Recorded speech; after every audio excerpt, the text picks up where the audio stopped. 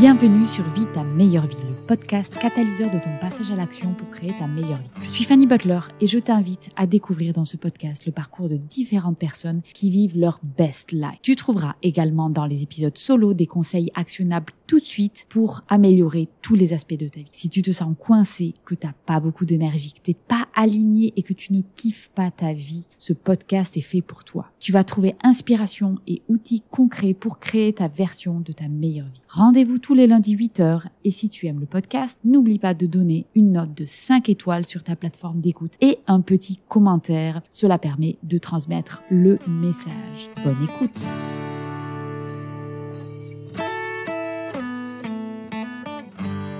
Mon invitée du jour, c'est Jenny Chamas. Alors Jenny, c'est la fondatrice de Coach Happy, qui est un organisme de formation qui accompagne les femmes dans leur développement en tant que leader pour gagner en confiance, performance et en bien-être. Son dada, c'est de former les femmes leaders qui ont des rôles haut placés dans les entreprises. Son rêve, c'est de pouvoir coacher la future femme présidente de la République française. Jenny, c'est le croisement entre le développement personnel et la performance en entreprise. Partie d'un parcours classique, c'est naturellement qu'elle gravit les échelons de son entreprise internationale dans le domaine de la mode. La venue de sa fille va la faire se questionner sur la place de la femme dans les sphères de direction des entreprises et elle décide de changer complètement de vie et de mettre toute son énergie au service des femmes pour que celles-ci puissent prendre leur place dans les hautes sphères corporelles. Elle nous présente aujourd'hui son parcours, son cheminement, quelles ont été les transformations qu'elle a dû opérer pour créer sa meilleure vie. Je vous souhaite une excellente écoute.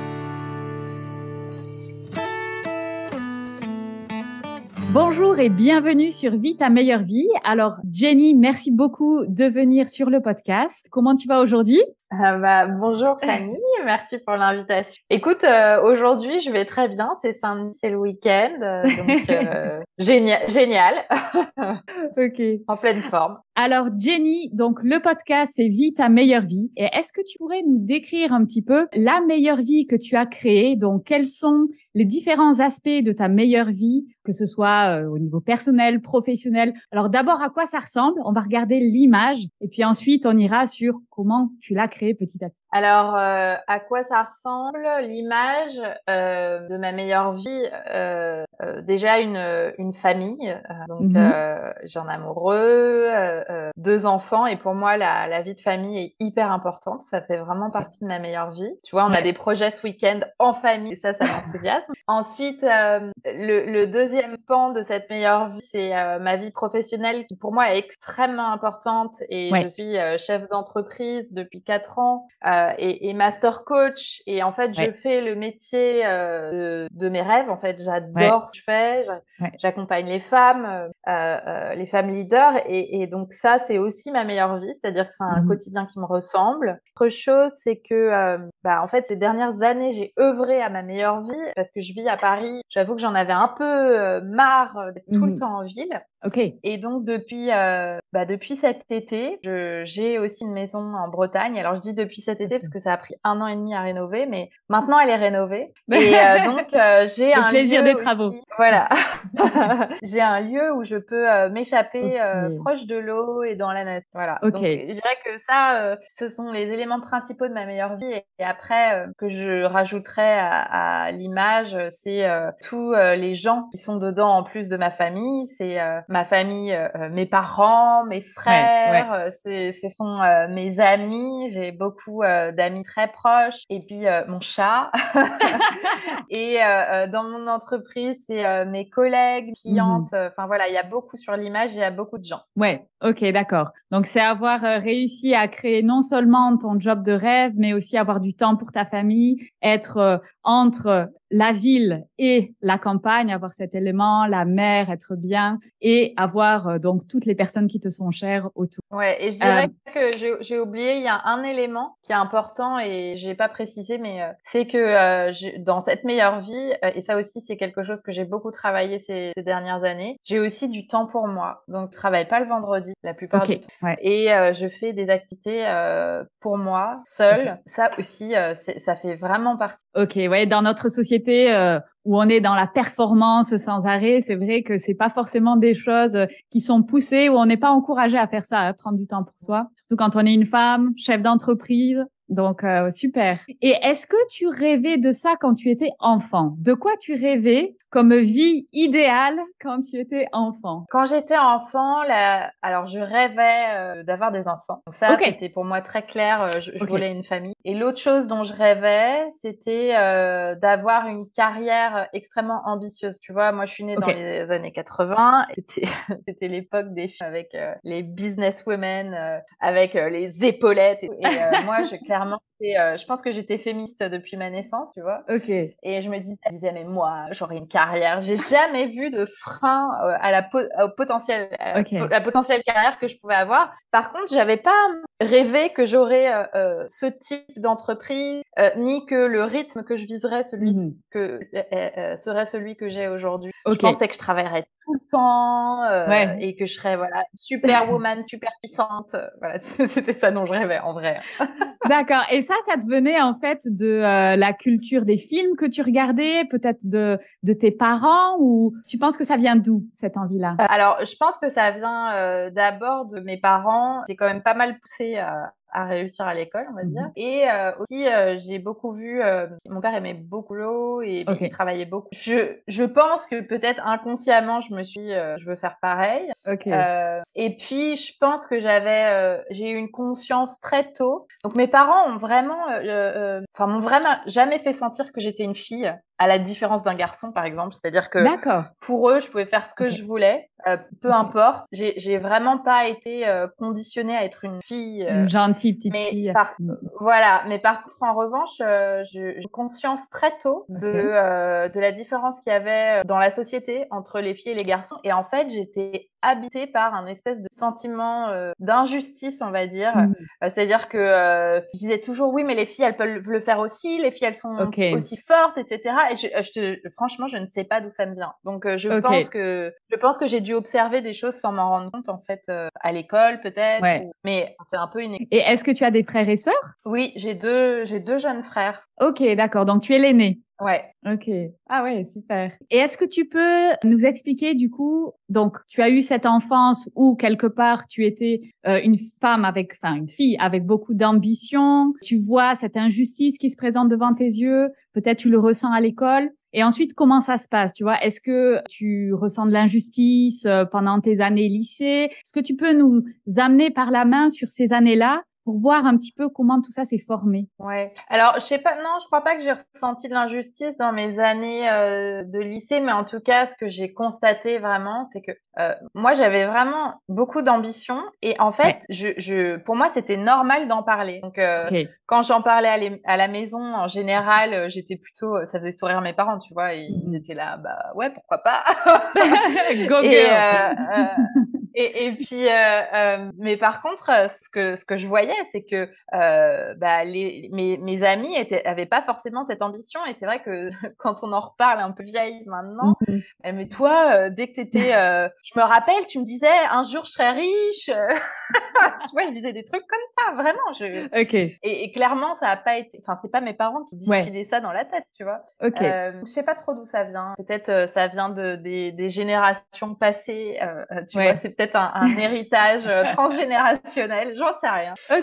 Mais donc du coup, au lycée, ce que je pensais à la prochaine étape, aux études. Et donc assez naturellement, en pensant à ça, je me disais bon bah qu'est-ce qui va m'ouvrir la meilleure voie. Donc moi j'ai fait Sciences Po par curiosité parce que j'avais pas envie de me spécialiser tout de suite et parce que je me suis dit bah ça c'est une école bien, ça va m'ouvrir des portes. Donc c'était comme vraiment ça que je réfléchissais. C'était vraiment ta volonté à toi, c'est-à-dire que toi tu t'es dit ok j'ai cette ambition, mais qu'est-ce que je dois faire pour y arriver? Je dois avoir mon bac, boum, Sciences Po et puis on verra après. C'est génial d'avoir cette force comme ça qui te drive dès le départ. Je pense que cette force elle vient quelque part aussi de mes parents qui m'ont poussée parce que on s'en rappelle pas trop quand on était petit, tu vois, mais quand même ça comptait que je réussisse à l'école, tu vois, c'était pas anodin, il fallait réussir à l'école.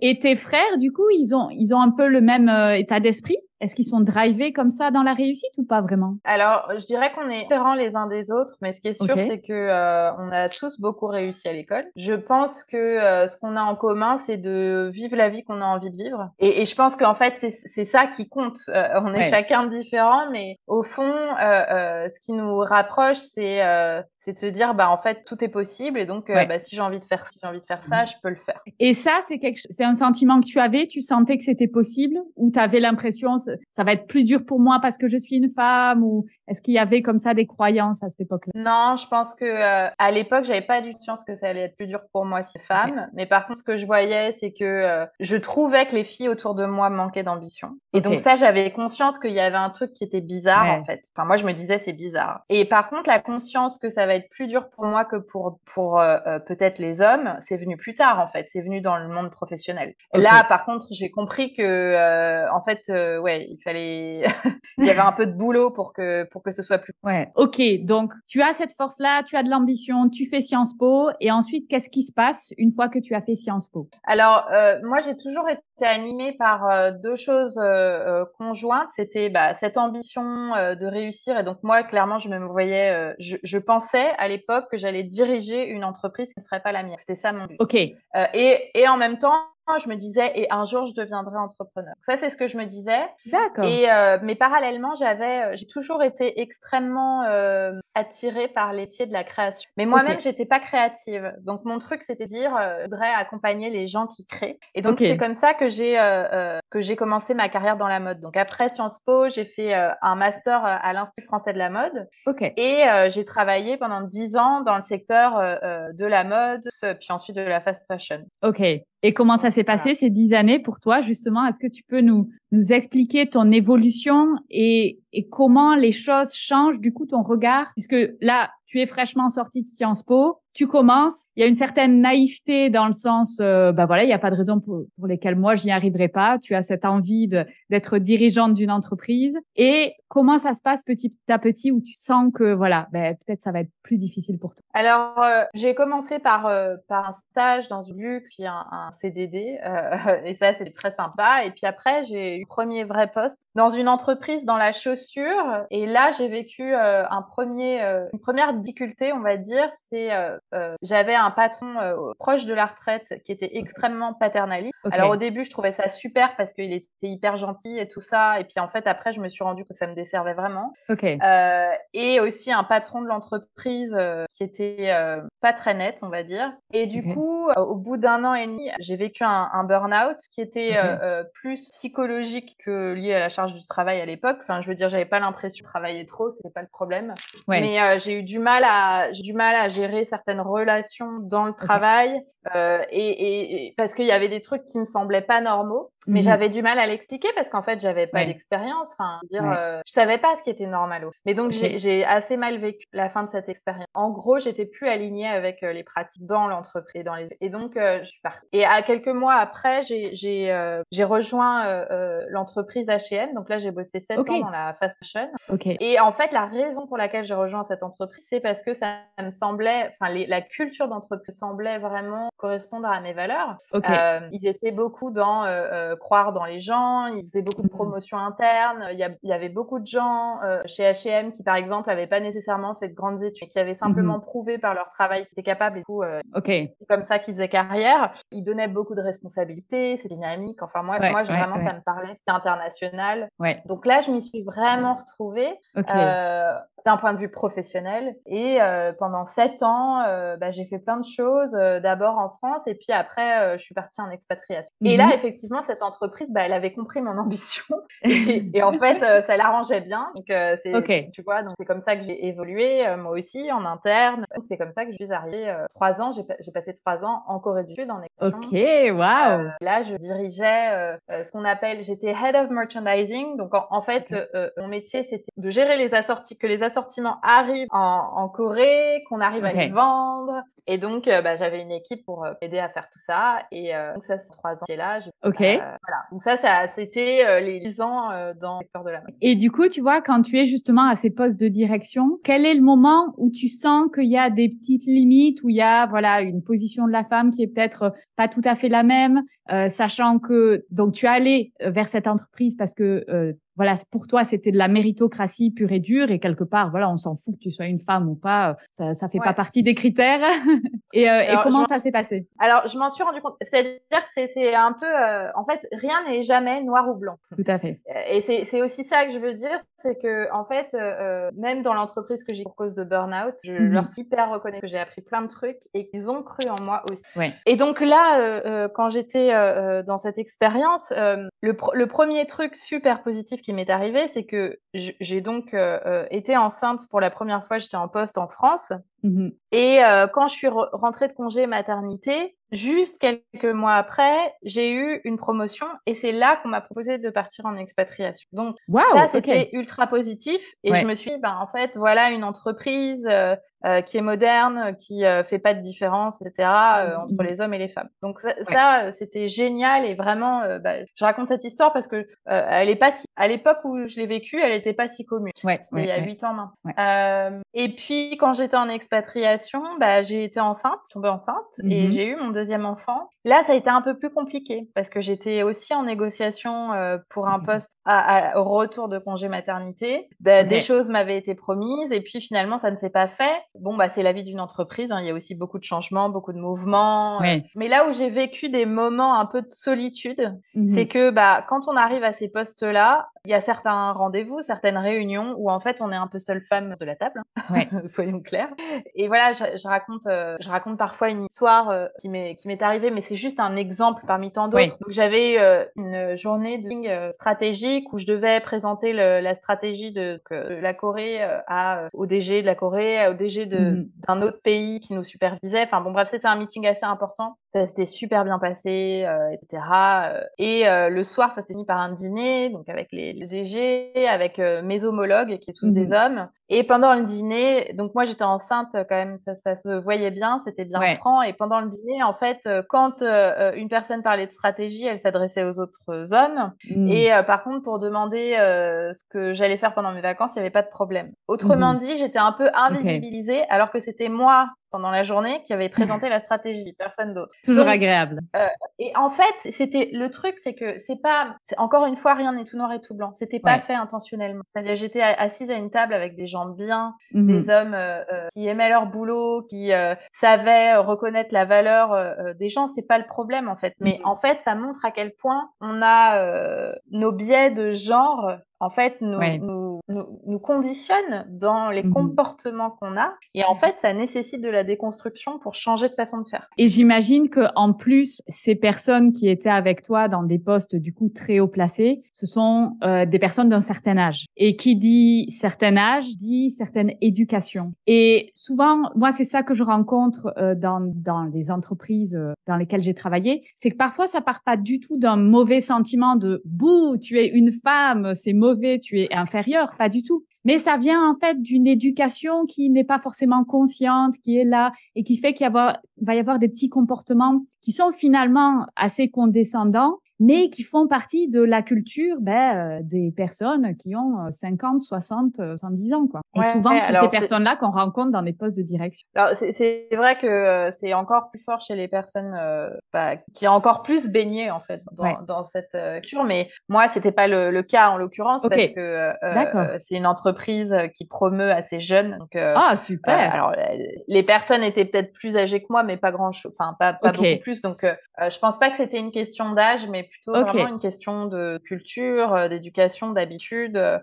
Ouais, c'est déjà génial. C'est déjà génial d'avoir une entreprise qui promeut des jeunes et où tu trouves des jeunes à des postes de direction assez élevés, quoi, parce que c'est pas forcément la norme. Non, mais complètement. Donc, c'est pour ça, encore une fois, même en me rendant compte, c'est-à-dire que je pense que même des entreprises bien intentionnées ont du boulot et quelque part, ça nous renvoie au fait qu'on en a tous, en fait, ce boulot de déconstruction. Et c'est pareil, c'est pas juste un boulot que les hommes doivent faire, c'est un boulot que les femmes doivent faire aussi. Donc, c'est parce que moi, je suis sûre que plein de fois, je me suis laissée prendre au jeu, en fait, à des moments où j'avais peut-être pas conscience et j'aurais pu faire les choses différemment. Donc, c'est pas pour jeter la pierre, c'est vraiment, je pense, plutôt une réflexion qu'on doit avoir en société. Ouais, je trouve ça hyper intéressant. Et du coup, c'est quand tu as eu ta fille, donc ton deuxième enfant, ta fille, que là, tu t'es dit, OK, ça va pas matché? Comment ça s'est passé en fait? Qu'est-ce qui se passe pour toi? Et est-ce que c'est le fait que ce soit une fille qui a changé les choses pour toi, que ton enfant soit une fille? Alors, disons que ma grossesse, bon, déjà, il faut dire, faire un enfant en expatriation, quand tu es en poste en expatriation, je pense que personne l'avait fait dans l'entreprise avant moi. Ok. Donc, ça a un peu remué tout le monde. Mais moi, Ouais. ça faisait 1 an et demi que j'étais en poste et j'allais pas me priver d'avoir un enfant parce que pour une entreprise. Enfin, je veux dire, ça n'a pas de sens. Donc, moi, simplement, je dis, bah voilà, je suis enceinte, vous me faites un congé mat, puis on repart, on continue après. Alors oui, quand on est en expat, du coup, ça engendre des frais pour l'entreprise, mais on parle d'une multinationale, d'accord? Donc, mettez pas à mal une TPE. Mais là encore, ça a posé sujet. C'est-à-dire que mon manager direct a été absolument génial parce que lui, il savait très bien ce que c'est de faire sa vie en expatriation. Donc, lui, il m'a été d'un soutien incroyable. Mais sauf que ça a été très mal vu au siège. Elle nous fait un enfant. Un peu la connasse, quoi. D'accord. Ah ouais. Donc, t'abuses. on me l'a pas dit, mais on me l'a pas dit. Mais en fait, je sais que ça a été dit parce que ça m'a été rapporté. Donc, là encore, il y a des sujets. En fait, c'est pas parce que, enfin, je veux dire, 3 mois dans la vie d'une multinationale, s'il vous plaît, quoi. Arrêtons de penser que c'est un problème. Je veux dire, il y a un moment, moi, je suis une TPE, j'ai eu un congé mat dans mon équipe qui est minuscule, et ben, on a survécu, hein. Donc, voilà. Bref. Donc ça, c'est un des exemples aussi des problèmes qu'on peut rencontrer. Alors, comment ça s'est passé pour moi? C'est que, je te dis qu'au moment où j'étais enceinte, c'est là que j'ai eu des discussions pour l'après. Parce que quand t'es en expat, c'est voilà, à durée déterminée. Ensuite, il faut négocier l'après. T'es toujours en négo. Et, au début, on me promettait Monts et Merveilles. Et puis, je me suis vite aperçue que le Monts et Merveilles était en train de se transformer, notamment parce que j'avais eu un enfant. Donc là, on bascule sur, au début, on me donne une promotion après le premier enfant, mais le deuxième, comme je le fais en expat, j'ai plus le droit de demander quoi que ce soit. Et donc, alors je pense qu'il y avait pas que ça, je pense qu'il y avait aussi des changements de personnes en interne. Il y a beaucoup de choses qui sont passées en temps. Mais bon, moi, en attendant, je voulais réfléchir à l'après. Et à cette époque-là, j'écoutais beaucoup de podcasts d'entrepreneurs femmes. Et en fait, c'était en 2017. Et en 2017, bah moi, c'était les premiers podcasts que j'écoutais. C'est-à-dire qu'avant, je ne connaissais même pas le mot podcast. Donc, moi, j'ai découvert la vie à partir du moment où j'ai écouté des podcasts, notamment donc à l'époque, j'écoutais Génération et l'entrepreneuriat féminin et la poudre podcast féminin. Et en fait, ça a réveillé tellement de choses en moi. J'étais enceinte d'une fille et je me disais, mais en fait, ma fille, elle va naître dans ce monde et clairement, c'est tellement pas juste, il faut faire quelque chose. Et puis, mes premières amours, souhait d'entreprendre, m'est revenu et puis, c'est un bon moment. Mais en même temps, je savais pas trop quoi faire. Et en même temps, parallèlement, j'avais quand même des offres de poste. Et puis, j'étais aussi chassée en externe. Donc, je me suis dit, mais en fait, je sais pas ce que j'ai envie de faire. Et donc, je me suis faite coacher en 2017. Et quand je me suis faite coacher, c'était vraiment très, très rapide. En 2 semaines, ça a été évident. Je voulais plus travailler pour une boîte, je voulais monter la mienne. Et je voulais être coach. Donc, tout s'est fait très vite. Et donc, c'est comme ça que, ensuite, petit à petit, j'ai quitté mon entreprise et monté la mienne. Et tu avais des exemples d'entrepreneurs autour de toi? Parce que tu avais déjà cette idée, hein, tu l'avais dit depuis quelque temps, t'étais attirée par les deux et t'avais aucun exemple d'entrepreneur autour de toi. Alors, clairement, dans ma famille proche, non, pas du tout. On n'est pas du tout une famille d'entrepreneurs. En revanche, mon père est d'origine libanaise et donc on a de la famille au Liban et j'avais un oncle, mais je connaissais pas bien son entreprise, mais un oncle entrepreneur qui avait monté lui-même sa boîte et qui avait réussi, en fait, bien réussi. Donc, c'était juste un truc que je voyais de loin qui me donnait envie. Mais franchement, sinon, j'avais pas de modèle d'entrepreneur. Mais juste, je pense à une envie de créer quelque chose par moi-même. Et aussi de liberté. C'est-à-dire qu'on me dise pas ce que je dois faire, que moi, je vais faire ce que je veux. D'accord. Et du coup, donc là, tu te fais coacher, tu te rends compte, c'est vraiment ça que tu veux. Est-ce que tu as eu des moments de doute où tu t'es dit, non, mais en fait, c'est quand même plus sécure pour un retour de prendre notre job, de se réinstaller, parce qu'il y a quand même, c'est des gros changements, hein. Peut-être que les gens qui sont pas forcément familiers avec l'expatriation, quand on s'expatrie, mais quand on revient aussi, hein, c'est la même chose, c'est qu'il y a un gros choc culturel qui se crée, il y a de nouvelles habitudes à prendre. Et c'est vrai que ça peut être la solution de facilité de se dire, ben en fait, je vais me impatrier en France et je vais le faire via une entreprise. Parce que pour plein de raisons, c'est beaucoup plus facile de faire comme ça que à la fois te dire, OK, je pars de Corée, je reviens en France, je sais pas ce qui va se passer et puis on va créer une entreprise avec un enfant en bas âge parce que là, on parle d'expatriation avec des enfants, ce qui est encore le niveau au-dessus.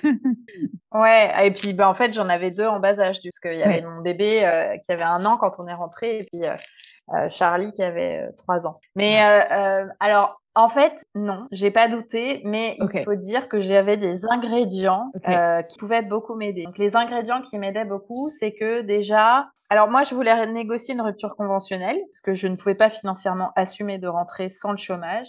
Parce que mon mari, à l'époque, quand j'étais en expatriation, travaillait pas. Et je m'étais dit, s'il me donne pas la rupture, je reste chez eux jusqu'à ce que je puisse partir. Donc, ça, c'était très clair pour moi. La deuxième chose, c'est que nous, on est partis en expatriation uniquement 3 ans. Et donc, on savait qu'au retour, mon mari toucherait le chômage. Et on l'avait calculé comme ça pour pas être dans la merde. Dans la misère, Est-ce que je peux faire une petite parenthèse parce que là, ça m'intéresse particulièrement puisqu'on est dans la même situation où expatrié, c'est moi qui travaille et c'est mon mari qui reste à la maison, qui s'occupe de notre fille. Et alors, moi, je trouve que c'est extrêmement difficile cette situation dans le contexte de l'expatriation, surtout quand tu vas dans des cultures qui sont encore plus patriarcales. Et comment ça s'est passé pour vous? Est-ce que ton mari, finalement, comment il a vécu ce moment-là, ces 3 ans? Est-ce qu'il s'est senti, tu vois, jugé peut-être, hein, toi t'es le mari et tu restes à la maison? Non, en fait, alors bon, la société coréenne est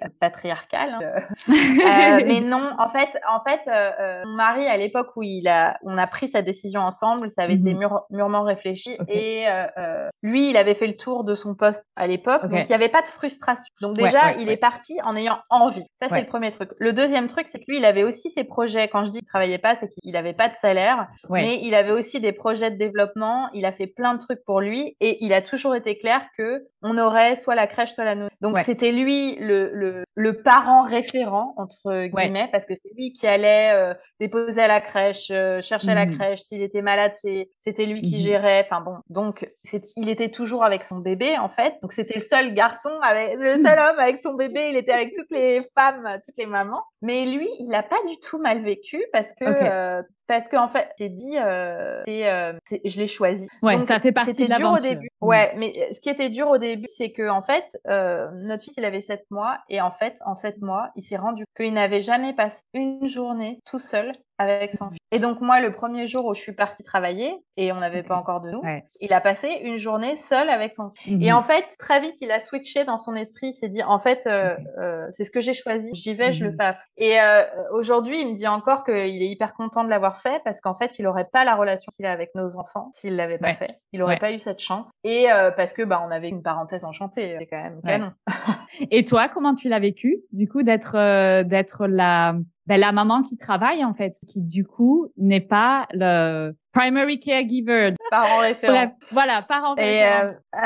Alors, je l'avais choisi encore une fois, donc pour moi c'était clair pourquoi je le faisais. Mais je dois avouer qu'il y a eu des moments difficiles parce que moi je prenais un poste de management dans une entreprise que je connaissais, mais dans une culture que je ne connaissais pas, avec toute mon équipe était coréenne et ça a été dur. Donc il y avait ça, l'adaptation et puis le fait d'avoir un nouveau poste, plein de responsabilités, une prise de poste et en même temps, j'étais jeune maman. Mon fils avait vraiment besoin de nous et moi, j'avais besoin de temps pour moi parce que après une journée de travail hyper dure, donc il y avait vraiment un conflit intérieur en moi parce que évidemment, c'était associé avec une énorme culpabilité de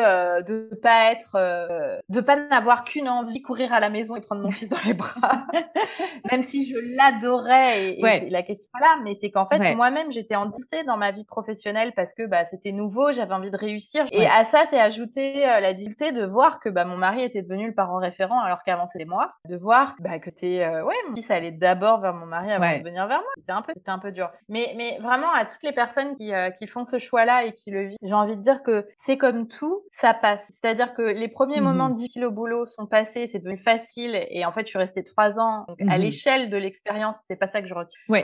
Et pareil, avec mon fils, oui, au début, c'était difficile, mais aujourd'hui, on a une super relation et on a quand même réussi à développer une super relation. Donc, je crois qu'il faut pas s'arrêter faut pas se sacrifier parce qu'en fait, finalement, quand on fait vraiment ce qu'on aime, on trouve une façon de créer un équilibre et que même quand on essaye de tout faire, tout soit parfait à la maison, ça marche jamais en fait. Donc, on a forcément des moments différents, quels que soient nos choix. Mais c'est très intéressant parce que tu vois, donc, je fais le parallèle avec ce que nous on vit, qui est en fait assez similaire, puisque à 7 mois, donc nous, ça a été compliqué. Je suis tombée enceinte pendant le Covid, donc on a été rapatriés, c'était au tout début. Tous les pays commençaient à fermer et nous, en fait, en étant en Indonésie, si on a un problème médical, on va à Singapour. Le problème, c'est que Singapour avait fermé ses portes et ils avaient dit, on ne veut plus aucun étranger. C'était au début, tous les pays ont commencé à fermer leurs portes et on ne pouvait plus y aller. Et donc, on a été rapatriés. J'ai passé ma grossesse en France et j'ai accouché là-bas. Et on est rentré 7 mois plus tard. On a eu un raté, on a essayé de rentrer avant pour des histoires administratives, on n'a pas pu le faire.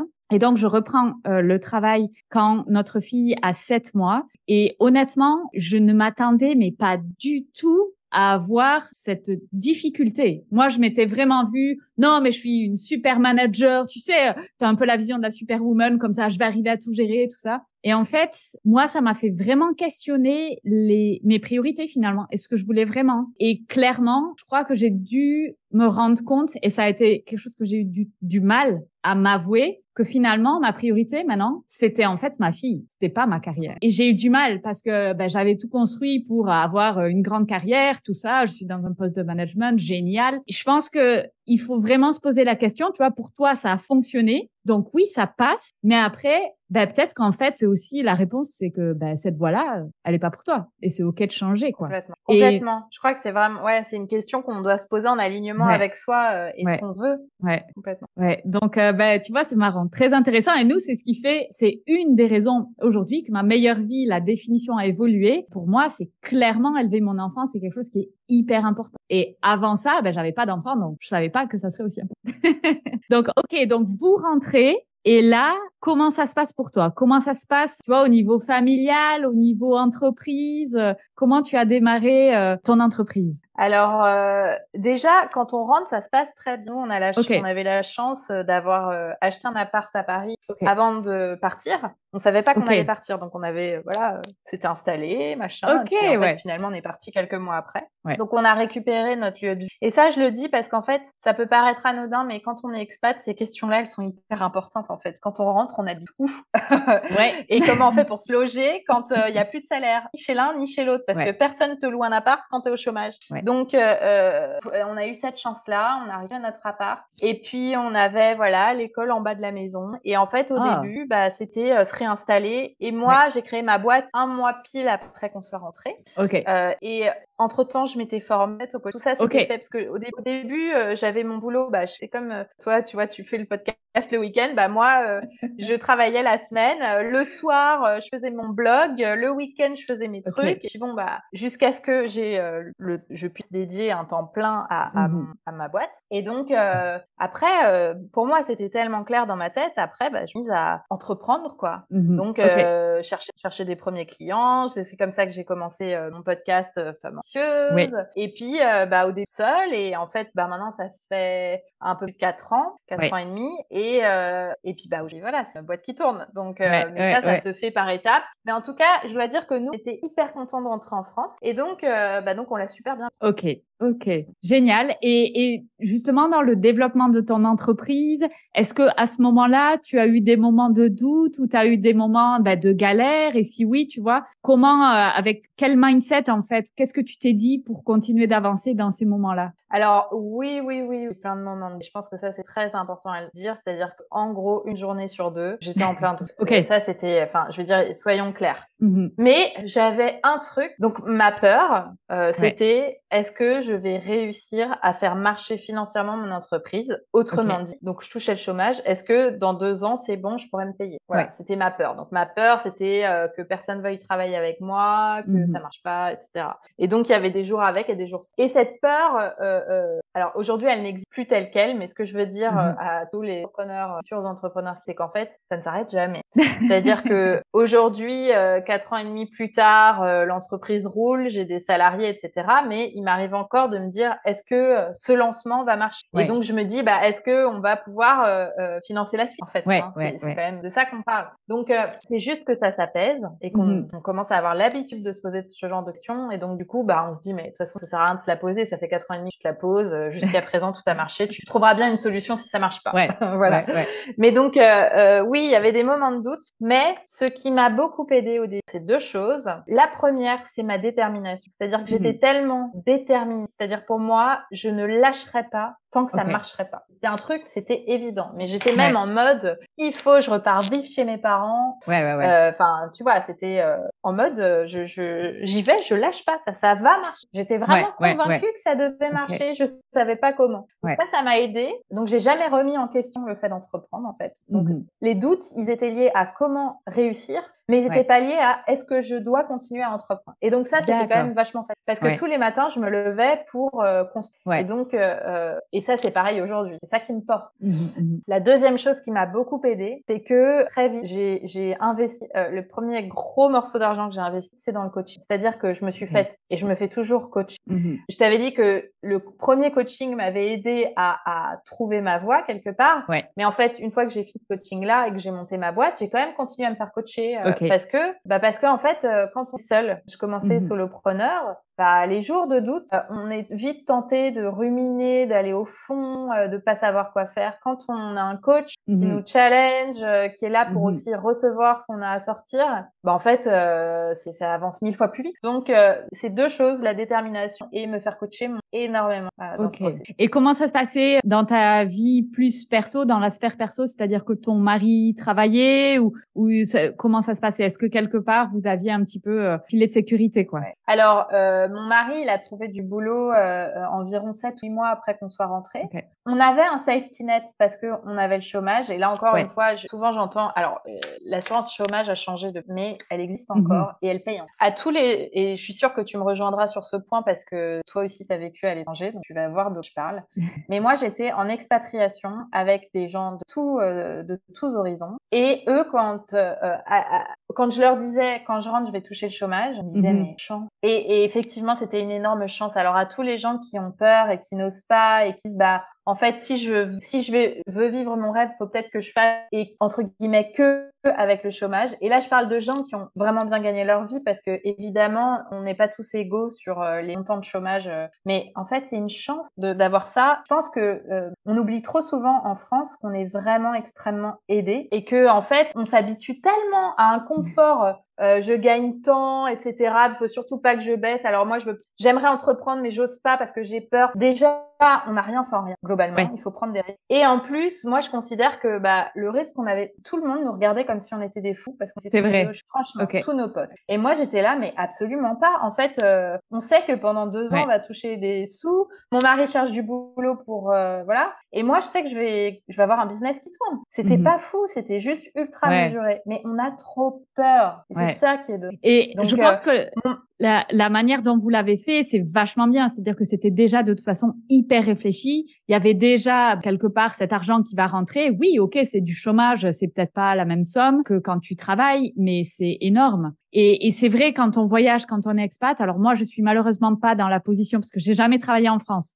Après mes études, je suis partie en Belgique et ensuite en expatriation. Donc, je n'ai pas ce système-là. Mais en France, il y a le chômage, quand on fait des formations, on a des subventions pour se former. Et moi, je suis mais what? Moi, j'ai toujours dû payer toutes mes formations. Enfin, c'est incroyable. Donc, c'est vrai qu'il y a moyen de le faire avec une certaine sécurité, une certaine aisance, ce qui n'est pas le cas de tout le monde. Le problème, c'est quand on connaît que ça, c'est son propre standard. Donc, on se rend pas compte qu'en fait, son standard, par rapport à une échelle mondiale, il est vachement élevé, en fait. Ouais, Et quand on est dans ce jus-là, on se dit, ah, mais non, mais oui, on peut se plaindre, c'est jamais parfait, mais on a beaucoup de chance. Ouais. En France, en tout cas, il y a énormément d'aide pour pouvoir créer des entreprises. Donc, c'est vrai que j'aurais tendance à dire, si tu es français, que tu as travaillé, que tu as droit au chômage, mais c'est vrai qu'il faut tenter parce que le bon moment n'existe pas, hein, de toute façon. On est bien d'accord.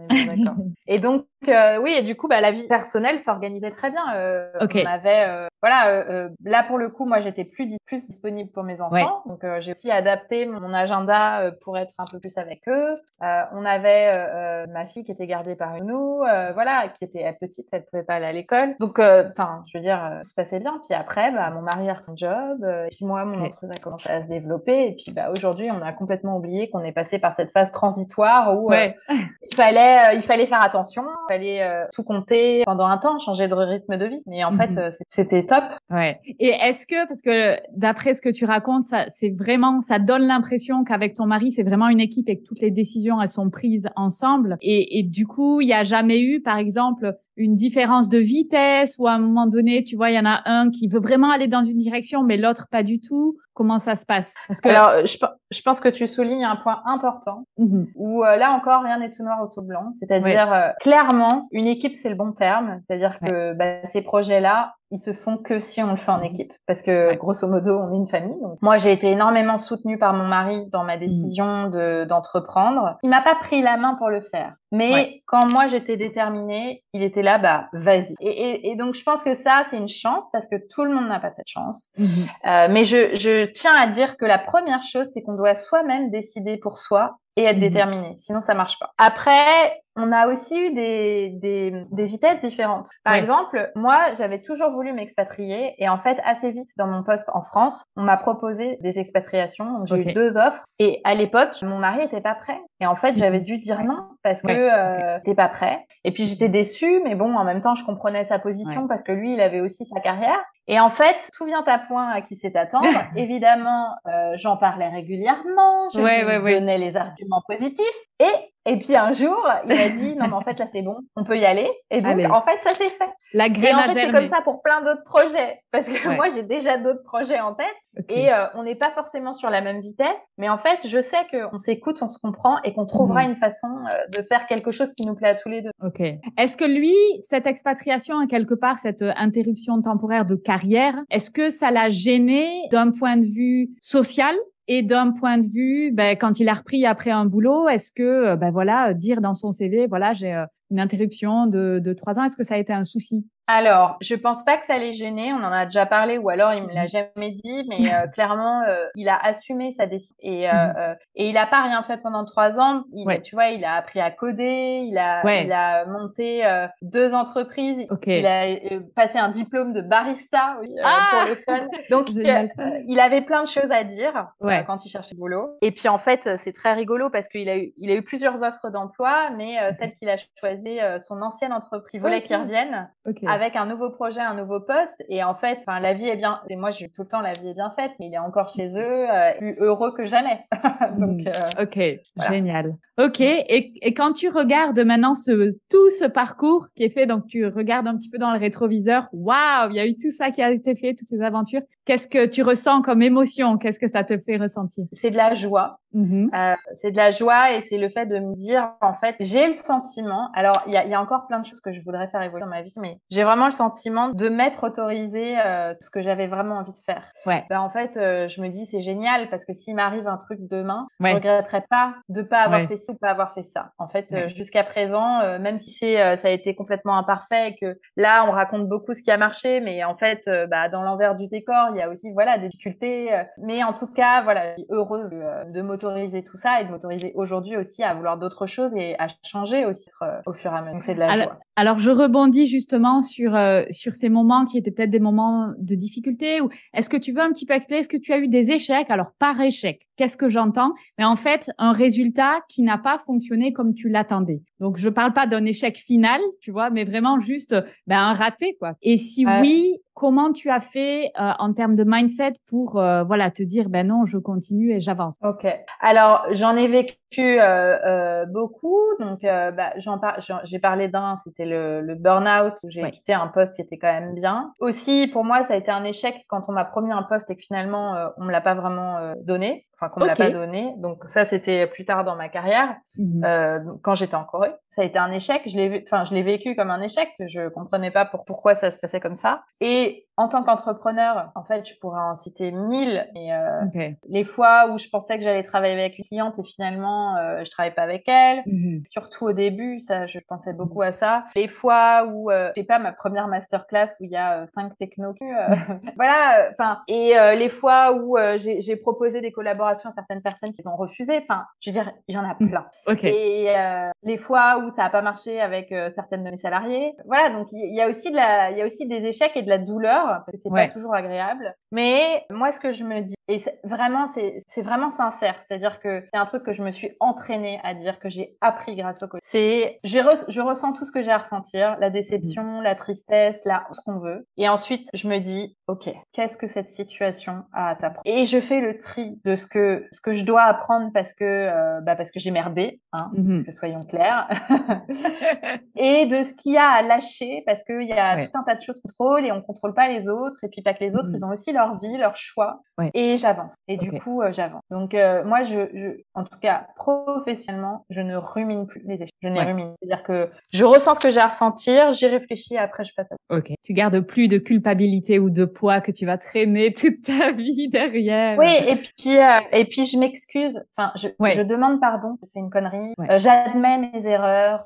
Et en fait, pour moi, c'est beaucoup plus léger que de les garder en moi. Ça me parle tellement. Et je rebondis sur une chose que tu dis, s'excuser. Je trouve que c'est la plus belle arme. Et alors que ce soit s'excuser, mais envers soi-même, tu vois, de dire, bon, ben voilà, on se pardonne, quoi. À un moment donné, l'erreur est humaine, nous sommes un humain. Donc, voilà, il faut se pardonner. Mais aussi s'excuser quand on a fait une erreur envers quelqu'un d'autre. Mais s'excuser pour les bonnes raisons. Par exemple, voilà, tu disais, t'as employé quelqu'un et peut-être ça a pas matché, ça a pas fonctionné. Et voilà, t'as peut-être fait des erreurs, tu vois, au niveau de recrutement ou des choses. Donc, tu peux t'excuser pour ça, pas pour la situation. La situation, elle, ce qu'elle est, tu vois, il y a des responsabilités qui sont de tout le monde. Mais s'excuser pour les choses qui sont vraiment de nous. Donc, il faut pas s'excuser pour la terre entière de mon Dieu, il pleut aujourd'hui, pardon, c'est ma faute. Non, pas du tout. Mais juste s'excuser sur les choses dont on est responsable, en fait. Je trouve que c'est vraiment un outil qui est extrêmement puissant. Et même dans le management, quand on est dans une boîte, en Indonésie, ce que je trouve très intéressant, c'est que les gens n'admettent pas du tout leurs erreurs.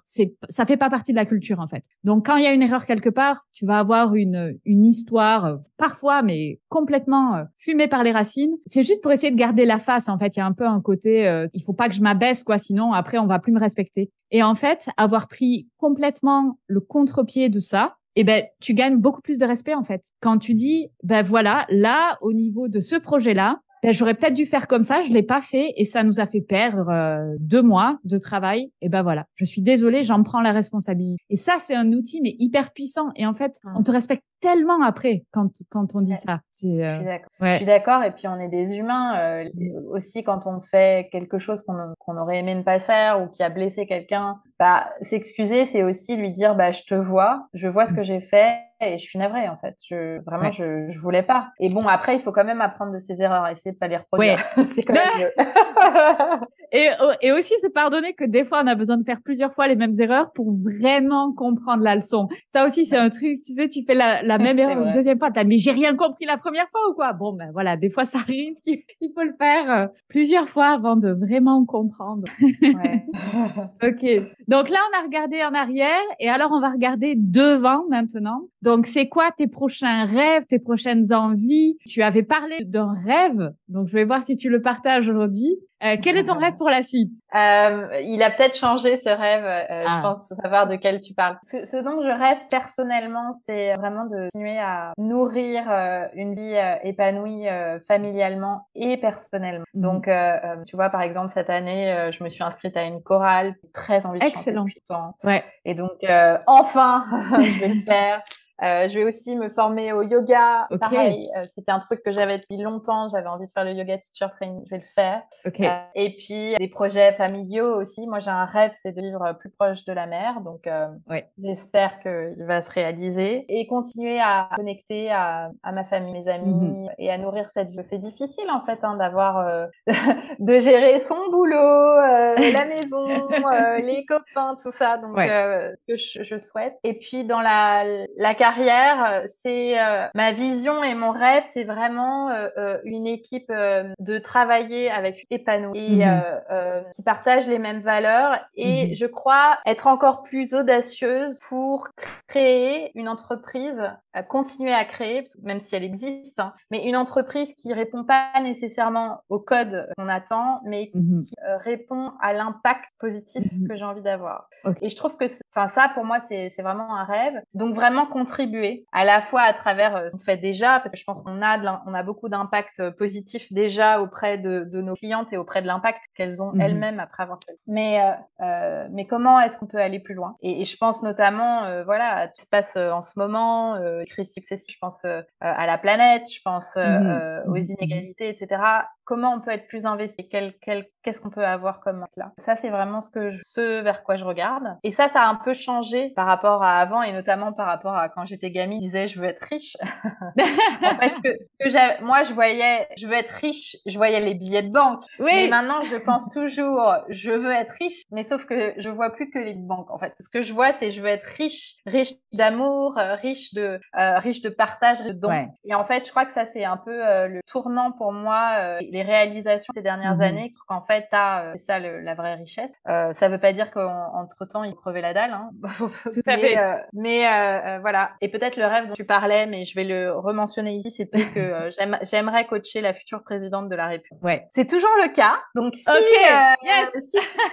tu m'entends, future présidente de la République, je pense que je serais une excellente coach pour toi. Je peux t'aider à avoir de l'impact, à être alignée et à faire face à un job. Et donc, j'ai déjà accompagné des femmes en politique, mais je cherche la future présidente de la République et je serais ravie de l'accompagner et de travailler sur le mindset, parce que je pense vraiment, de toute façon, toutes les personnes en placées sont coachées, mais parfois ils ont beaucoup de conseillers, mais ils sont pas vraiment coachés. Donc attention, c'est assez différent. Est-ce qu'il se fait coacher, Macron? Alors sûrement, mais je sais pas.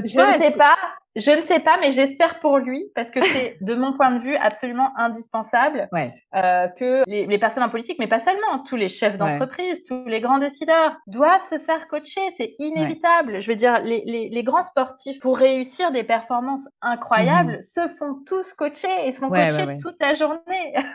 Donc, ça doit quand même nous enseigner quelque chose hyper important, c'est que seul, c'est quand même vachement compliqué, on a besoin de travailler sur la reprogrammation cerveau.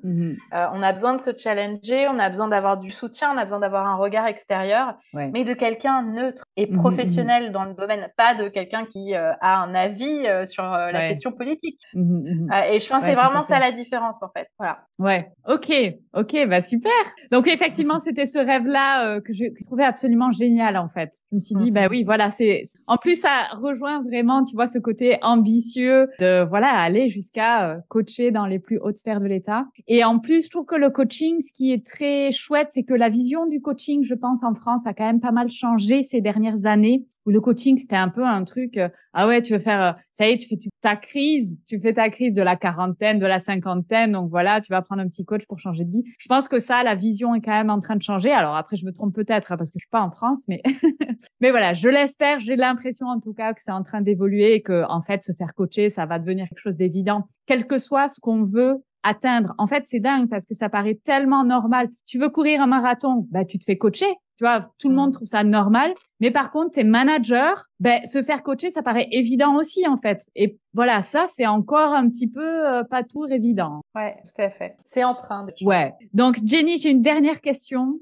qui est la question signature du podcast. Donc, qu'est-ce que tu conseilles aux gens qui voudraient changer de vie? Une chose que tu leur conseilles pour qu'ils vivent leur meilleure vie, leur version à eux. Première chose que je conseille, c'est de s'autoriser à rêver vraiment. C'est-à-dire que pour beaucoup d'entre d'entre nous se censurent sur ce à quoi rêver. Et je pense que pour vivre sa meilleure vie, il faut déjà s'autoriser à rêver vraiment. Et si je pouvais vivre la vie de mes rêves, à quoi est-ce qu'elle ressemblerait? Je pense que ça, c'est déjà la première étape. Et le deuxième conseil que je donnerais, c'est vous n'avez pas besoin de tout faire tout de suite. C'est un processus. Et donc, petit pas par petit pas, découper ça en étapes. Cette vision, il faut juste la maintenir et continuer à avancer vers ça au fur et à mesure. Petit à petit, les briques viennent se mettre les unes avec les autres pour former cette meilleure vie. Ok, magnifique. Alors Jenny, où est-ce qu'on peut te retrouver sur le net? Où est-ce qu'on peut te contacter? Alors, on peut me retrouver sur le site jennychamas.com. On peut aussi écouter mon podcast Femme ambitieuse,